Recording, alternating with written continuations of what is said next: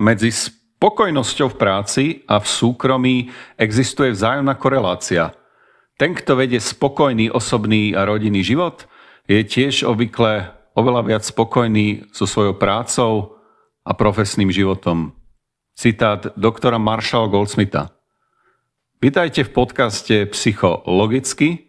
Som psychológ Marek Horňanský a v dnešnom dieli s vami otvorím tému, ktorá sa týka našich pracovných, osobných, ale aj vzťahových životov. Problematika menom work-life balance, teda v preklade balans medzi pracovným a osobným životom. Ak aj vy vo svojom živote pociťujete stres, tlak a máte pocit, že vaša práca či súkromný život nie sú vo vzájomnej rovnováhe, vedzte, že v tom nie ste sami. Podľa prieskumov totiž väčšina ľudí pociťuje istú nerovnováhu medzi svojim pracovným a súkromným životom. Aj preto sa téma work-life balance v posledných rokoch stáva čoraz aktuálnejšou. Každý z nás je zvyknutý z čas na čas premýšľať o svojom vlastnom živote, bilancovať, plánovať budúcnosť, hodnotiť, čo prežil a definovať tak svoju aktuálnu situáciu. Ide predovšetkým o pocit akéhosi zmysluplnosti či spokojnosti alebo šťastia. Vyplýva z toho, že súčasťou ľudskej prirodzenosti je samozrejme túžba byť spokojný a šťastný. A v rámci pozitívnej psychológie je zaužívaný pojem well-being, teda akási osobná pohoda. Je tiež faktom, že hranice medzi pracovným a osobným životom sa v súčasnosti stierajú. Mnoho ľudí oprávnene zažíva zvýšený tlak, stres, istú frustráciu, dokonca vyhorenie z toho, že sa nemôžu plnohodnotne venovať ani svojej práci, ani rodine či osobnému životu. Jednoducho majú pocit, že nestihajú. Nestihajú naplňať svoje osobné ambície, plány, ktoré si stanovili. Aj preto je tak dôležité včas sa zamyslieť nad tým, ako v živote dosahovať zdravú rovnováhu. Teda balans medzi prácou, osobným životom, rodinou, vzťahmi a vlastnými ambíciami. Známy vizionár Richard Branson to raz pekne zhrnul slovami: nikdy nenechávajte prácu a povinnosti, aby prevzali kontrolu nad vašim životom.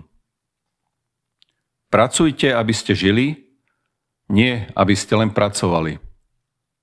Anglický výraz work-life balance je teda ľahko preložiteľný a popisuje istú zdravú rovnováhu medzi prácou a súkromím. Teda všetko to, čo sa deje v práci, v rodinnom i súkromnom živote. Rodina, priatelia, koníčky, zdravie. Samotný pojem bol už v 30. rokoch 20. storočia známy, kedy začali vlastne existovať akési programy na zosúladenie pracovných a osobných životov vtedajších zamestnancov. Boli to na vtedajšie pomery revolučné zmeny a nielen zamestnancom, ale aj spoločnostiam začali samozrejme prinášať isté kvality, benefity. Bolo to win-win. Zamestnanci tým pádom boli viac lojálni, boli vďačnejší, pracovitejší a zároveň aj spokojnejší doma a vo svojich rodinách. Hlavným podnetom vzniku tohto konceptu boli spoločnosti, korporácie, ktoré začali reflektovať zmeny, ktoré sa diali vo vtedajšej spoločnosti. Boli to teda zmeny demografické, kultúrne, ekonomické. Prirodzene si takým najväčším ťahúnom boli opäť Spojené štáty, kde sa snažili v korporátoch keby zaviesť vzájomnosť medzi pracovnými povinnosťami, predovšetkým v tedejšej dobe to boli zamestnané ženy, ktoré sa stretávali s problémami, ako je teda istá nerovnováha medzi zamestnaním a výchovou detí. Až do dnešných dní sa hľadá zdravý kompromis, ale na vtedajšiu dobu to bolo naozaj revolučné. A tak vlastne sa začali zavádzať isté benefity. Oveľa väčší zlom potom nastal až v 80. rokoch 20. storočia, kedy rovnako veľké súkromné spoločnosti, korporáty začali vlastne prostredníctvom personálnej politiky pre svojich zamestnancov poskytovať ďalšie benefity, ako boli flexibilnejší pracovný čas, priestory na starostlivosť o dieťa, home office a podobne. Čiže veci, ktoré dnes sú už, tak povediac, štandardom v mnohých zamestnaniach. Organizácie si tak vlastne aj začali postupne uvedomovať hodnoty týchto benefitov a ako už bolo povedané, bola to win-win situácia pre obidve strany. Ak sa pozrieme na Slovensko, tak táto oblasť ešte pred vstupom do Európskej únie bola len akousi okrajovou záležitosťou, pretože o harmóniu pracovného a rodinného života sa viac menej staral len štát a odbory. A to teda naozaj nestačilo. Ak sa vrátime k tomu konceptu, existujú zhruba 4 také základné oblasti, ktoré sú potrebné, aby mal človek v živote vyvážené. Je to samozrejme práca a financie, to znamená možnosť realizovať sa, zarobiť si peniaze, kariérne rásť. Zdravie ako veľmi dôležitá hodnota, čiže relaxácia, pohyb, strava. Potom je to rodina, isté sociálna oblasť, teda priatelia, vzťahy s ľuďmi na okolí, no a v neposlednom rade aj kultúra. To znamená isté duchovnosť, smerovanie, istý životný zmysel každého jednotlivca. A to je vlastne tá zdravá rovnováha medzi súkromím a pracovným životom. Avšak pozor, tá požadovaná rovnováha je pre každého z nás iná. To znamená, že ten svoj čas a energiu každý z nás rozdeľujeme podľa svojich predstav a možností.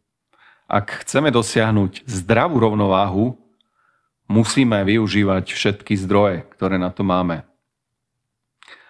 Ak investujeme čas a energiu totiž len do jednej z oblastí, iné môžu doslova trpieť, strádať. Aj preto platí to staré známe heslo, že menej je naozaj niekedy viac. Nikto sa predsa nechce na sklonku života chváliť tým, že sa prepracoval napríklad k syndromu vyhorenia. Alebo že kvôli kariére a zamestnávateľovi svojmu si zničil zdravie, prišiel o rodinu a všetko meral hodnotou peňazí. Menej je naozaj niekedy viac. Preto, ak sa vám niečo nevyhovuje v živote, nesnažte sa zmeniť všetko naraz. Radšej sa malými krôčkami približte k tej svojej vlastnej rovnováhe. Hranicu medzi prácou a životom si musíte nastaviť vy sami. Inak ich za vás naozaj nikto iný neurobi. Nenastaví. Pretože keď vyžarujete pozitívnu energiu, silu, elán, všimnú si to aj ostatní. Viac rovnováhy vo vlastnom živote vás urobí šťastnejšími, spokojnejšími, vyrovnávanejšími. A to všetko potom môže mať následný vplyv aj na pracovný a súkromný život. Je to circle, je to proste kruh, ktorý sa nedá prerušiť. Menej stresu, rovná sa lepšia nálada, príjemnejšia atmosféra v práci, znamená viac pohody aj doma. To všetko vzájomne súvisí. Dobre, ak sa vám táto epizóda páčila a priniesla vám aspoň aké také nové poznatky alebo nápady, zdieľajte ich ďalej. Budem rád za vaše otázky či postrehy. Budem rád, ak mi napíšete a v kontaktujete ma. Teším sa na vás pri ďalšej epizóde podcastu Psychologicky. Do skorého počutia.